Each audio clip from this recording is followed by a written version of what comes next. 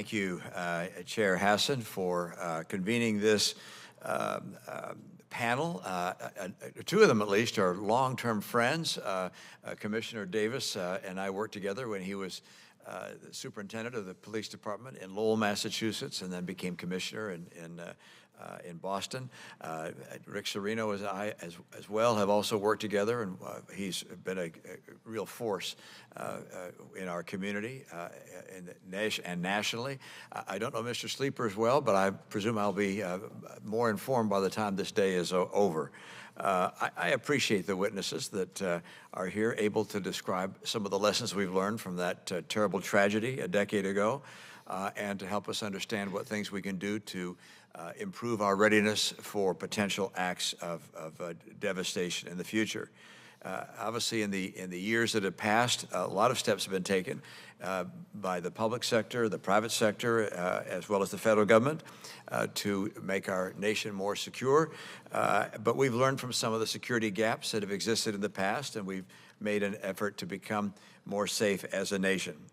The coordination between federal, state, and local agencies has become a high priority after 9/11, as well as after the bombing in Boston. And that's, I think, even more important following our withdrawal from Afghanistan, the ongoing turmoil that we're seeing in the Middle East. These call for continued vigilance and effort to make sure that we're doing everything we possibly can to protect the homeland and our citizens. I'd also know that the 2013 Boston Marathon attack coincided with the rise of social media. And I'm interested in your perspectives on the impact of social media on the security of our nation. Obviously, the number of tips that must come into law enforcement is an extraordinarily large number. Finding ones that are likely to result in death or destruction has to be looking for a needle in a haystack, and how we are able to do that is a question of great concern. So I'm gonna pause with those opening comments and make sure that we have the time to hear from our witnesses. But with that, Madam Chair, thank you for your convening of this group, and hopefully we can learn lessons that are able to be passed through our federal, state, and local communities. Thank you. Thank you, Madam Chair. Commissioner Davis, I'm interested in your perspective today as to what lessons we learned that we really haven't implemented change to address from this tragedy. You look back and say, okay, we've done a better job perhaps in coordinating with the FBI and getting information from the FBI to local law enforcement, but the response to the marathon bombing was seen as being effective by and large, but there are certainly lessons to be that were considered that we've really not fully acted upon. And I wonder if you were to say, what are the priorities? What are the things we really ought to do differently? Where have we not stepped up as far as we should have from the things we did learn? And I'm going to let each of the individuals respond to that same question. I'm putting you on the spot first, in part because of our relationship. But what are we missing? What should we be doing that we really are not doing as a result of what we learned from that tragic event? Thank you, Senator. I appreciate that. Kerry said exactly what I think. The FBI made enormous strides just after this incident. I testified, I met with Director Mueller, and they responded quickly, and the JTTFs acted or were more effective afterwards because of the changes that the Bureau put in place. We all have respect for each other. We work very closely together on these issues. But I see a very interesting situation developing now with an uncertainty about what police tactics are appropriate. I've just spent 2 days with police chiefs from all over the country at Harvard, and there's a continuing sort of message that we don't want to go near any sensitive technologies because of the backlash we could get from it. So there's really an uncertainty as to what's proper. And there are some jurisdictions, some in Massachusetts, that at the local level have stopped police from using things like facial recognition technology or access to camera technology. And I understand the concerns about privacy in those situations, but we must remember as a government that the police are the security team for the poor people in our cities. And it's scary to think that a political body has eliminated the use of an effective tool to solve crime at the local level, when people who are the people I work with in the Fortune 500 companies can purchase the technology and use it. It's just, that's really the uncertainty of what a police department should be doing in this realm on the technology side needs a clear debate and direction. I think that's one of the biggest impediments that I see. Thank you. Yeah, Mr. Sleeper? Thank you, Senator. I'll follow very closely behind Ed's comments. Today, we are awash in threats in this country, whether they're terrorism threats, counterintelligence threats, threats on social media, deep, dark web, people claiming to be belonging to some type of an ideology or a grievance they hold. The FBI's National Threat Operations Center receives about 3,000 threats a day that they have to mitigate with their state and local partners. On top of that, we have the swatting calls that every state's been experiencing across the country. Our responders are tired, they're stretched thin, we have resource concerns. So the only way for us to effectively mitigate that is to be smarter, is to use tools and technology to be able to mitigate those threats, to use intelligence and analysis as effectively as we possibly can in order to mitigate those threats. We had a remarkable focus post 9/11, federal, state, and local partners coming together across the broad public safety spectrum after Boston.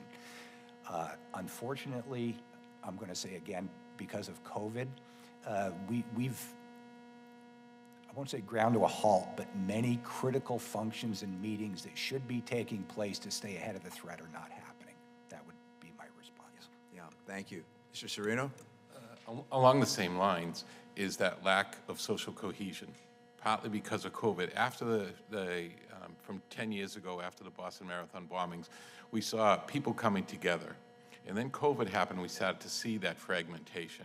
And we started to see the inability. You can do certain meetings on Zoom, and that's great, but there's nothing like having that cup of coffee or perhaps an adult beverage sometime with a counterpart and understanding their issues and understanding how to come together.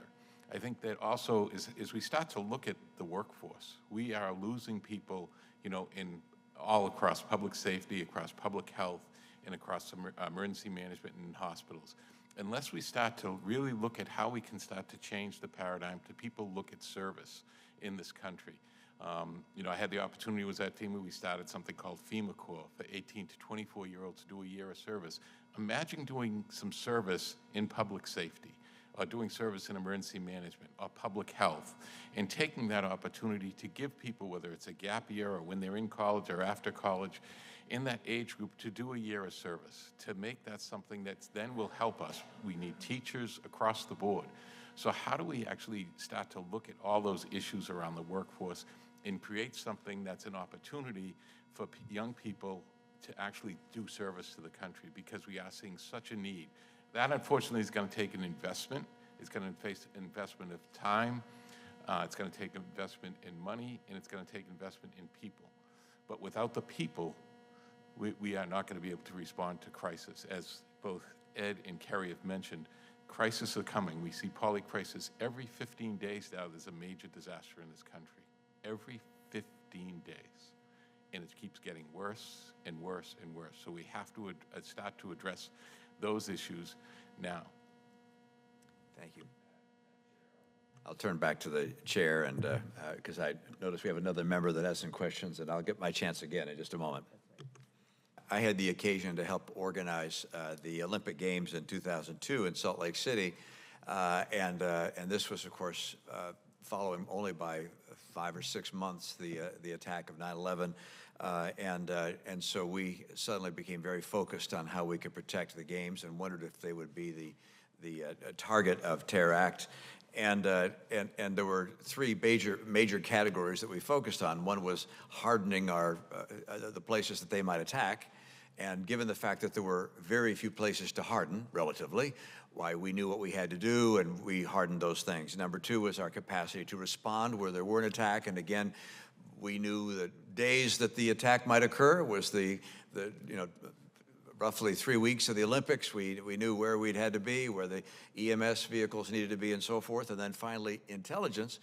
I must admit, that which gave me the greatest confidence that our games would be safe was that the FBI put in place a very substantial intelligence capability in Utah prior to the games and was following potential threats. And so I felt relatively secure.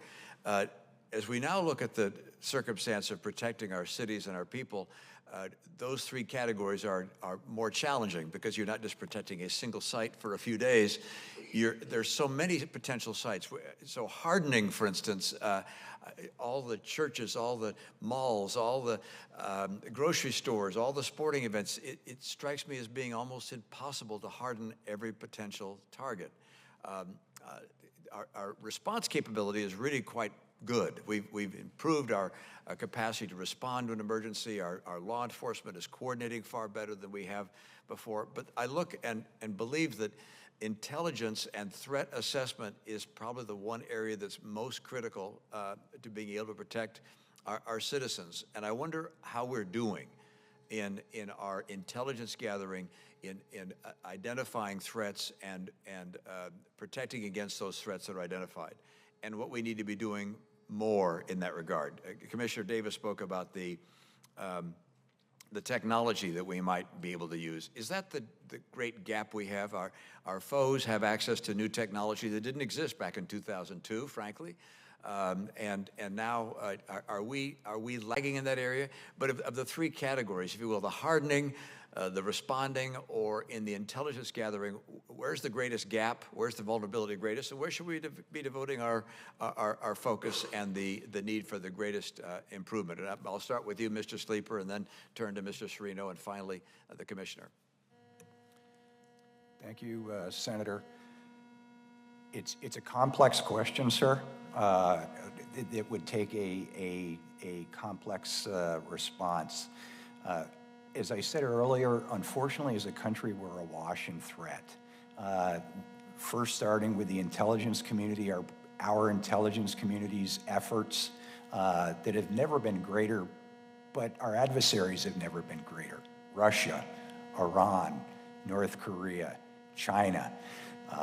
We were concerned about Chinese spy balloons going over our country, but yet a number of our public safety agencies use DJI UAS aerial vehicles that have the likelihood of conveying all of the sensitive information they convey back to the Chinese Communist Party.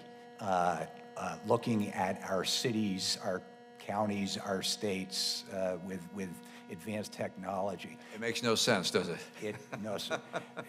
That's one example, but the threats we face are being addressed by the intelligence community, by our federal partners, but they're stretched. They're stretched to their limits, and as Ed indicated, technology is both a friend and a foe to us in those areas. What's particularly concerning to me from an intelligence information sharing process is there's still, and the reason I indicated why we, and when I mean the federal partners, the state and local partners, our lawmakers really need to convene and have a discussion as simple as authorities. There's debates on what authorities our federal partners have to effectively assist state and local law enforcement right now. We have to address those issues. We're in the middle of a threat environment, and we can't be trying to decide who can look at this or who can't because of what tool they have or what authorities they have. That needs to be resolved so it's perfectly clear.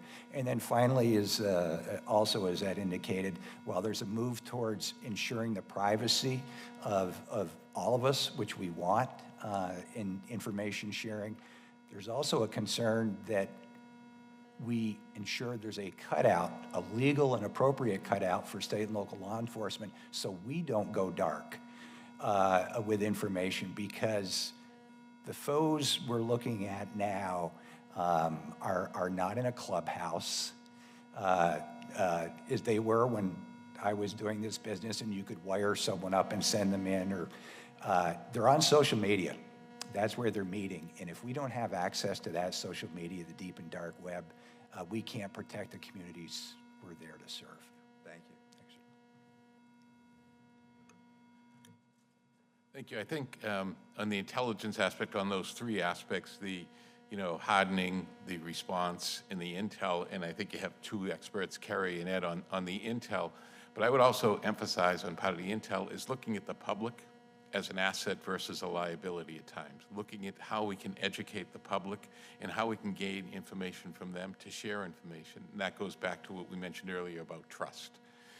Generating enough trust that the public will then trust the law enforcement in public safety, public health. We've seen the deterioration of trust in emergency management. So I think that that's one key, really key aspect as part of the intelligence, as well as everything that Kerry and Ed had said. But in addition, not just the response, because the public can be an asset there too, the response. We saw that in the marathon bombing, how the public helped save lives using tourniquets, even though a lot of places weren't using them now. We've seen thousands of lives since. And the hardening of the areas is key. We cannot let each one of those stay in their own silos, in their own cylinder of excellence. We have to bring them together. But I also think we have to look at how do we do recovery and, more importantly, mitigation ahead of time to mitigate a lot of the issues, whether around security or response to disasters as well.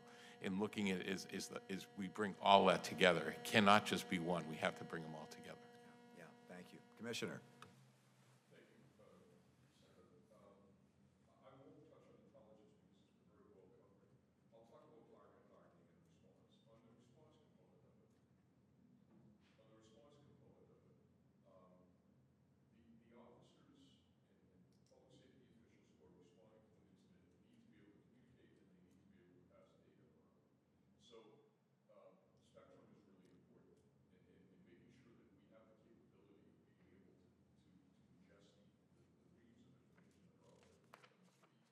To the edge, get them to the people who are in the field is extremely important. I just want to touch on that. We do target hardening every day. We go into facilities, schools, houses of worship, and government buildings, and we're surprised at how woefully inadequate some of the places are. It doesn't take much to get them up to a level that might dissuade somebody from attacking them. But it's sort of the attitude that this can't happen here that we battle, right? So Congress passed the Safety Act after 9/11. And the sports facilities that we work in have Safety Act certification. And to maintain that certification, they must have testing done. We can go in and do a plan for somebody and improve the locks and then walk away and everything goes to hell afterwards. But if there's a continual process of auditing, red teaming, checking on the improvements that were made, that's what makes the Safety Act so important and impactful to these facilities. And expanding those possibilities into houses of worship and schools, I think makes an enormous amount of sense, because those requirements will be in place and there'll be a constant review of what's happening there. Thank you. I'm over my time. Sorry. I just had a different topic, an entirely different topic, and I can't resist with the former commissioner just raising that topic, and that is I have noted with alarm a huge increase in crime in the District of Columbia. And I don't know to what extent that's happened around the country, but I look at cities like San Francisco and Portland, and from what I read, it suggests that a degree of lawlessness has increased in those places and in other of our cities. I don't specifically know what's happened in your former city, city of Lowell or the city of Boston, but do you have a sense of what it is that's going wrong and what we need to do to adjust ourselves in some respects? I mean, in the D.C. area, automobile theft is up dramatically, assaults are up dramatically, murders are up dramatically. I saw Jacksonville, Mississippi, and a report in the news last night went from 50 murders per year to now 150 murders per year. What are we doing wrong? What's the gap here? And as a former commissioner of the Boston Police Department and with a very impressive record in that responsibility, do you have some advice that you might give to us? Every year in my career in Lowell, the crime rate went up for 20 years until we found out that community policing and problem solving could stop that. And as soon as we implemented that program, the crime rate dropped 5% every year after we did that. It went down 50%. The same thing happened in Boston. We implemented CompStat and community policing, and the front crime rate went down for 7 years. It went down 5% per year. We learned how to control this. In the course of that, did we lock too many people up? Yes, we did. The prisons became packed, and there needed to be an adjustment, but the whiplash has been so severe that now no one is going into jail. They're letting people who are violent criminals reoffend over and over again, and they're not being held. And the thing that we learned in the 80s and the 90s is there's a very small percentage of people who commit a large percentage of the crimes, and if you separate those people from society, the crime rate will go down. I know there's all sorts of race and culture and enforcement